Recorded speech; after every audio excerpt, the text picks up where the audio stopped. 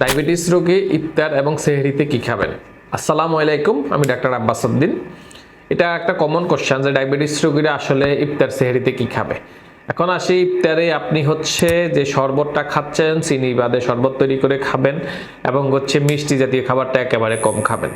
এখন যে খাবারগুলা খেলে আপনার হচ্ছে সুগারটা কম তৈরি হবে ওই খাবারগুলো খেতে হবে। যেমন আপনি হচ্ছে কিছু ফল খেতে পারেন, একটা ডিম খেতে পারেন এবং হচ্ছে যদি পারেন হালকা একটু চেড়া দিয়ে একটু টক দই খেতে পারেন, একটা কলা খেতে পারেন। এটা হচ্ছে অল্প পরিমাণে খাওয়া লাগবে। এখন হচ্ছে রাত্রে অবশ্যই আপনি শোয়ার আগে হালকা কিছু খেয়ে নেবেন। যেমন হচ্ছে বাসায় যে ফলটা আছে ফল খেতে পারেন এবং হচ্ছে এখন স্যার সেহরিতে কি খাবেন? সেহরিটা আপনাকে খেতে হবে একটু শেষের দিকে, যেমন সেহরি টাইম শেষ হয়ে আসতেছে ওই টাইমে আপনাকে সেহরিটা খেতে হবে।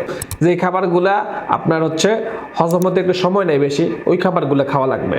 যেমন হচ্ছে আপনি ডিম রাখবেন খাবার মধ্যে, ডিমটা 5 থেকে 6 ঘন্টা লাগে আপনার হজম হতে। ডিম, মাছ, একটা মাংস রাখতে পারেন এবং ভাতের পরিমাণটা কম খাবেন। যে এগুলা খেলে আপনার অনেক সময় থাকবে। আপনার পর্যাপ্ত পরিমাণে পানি খাবেন।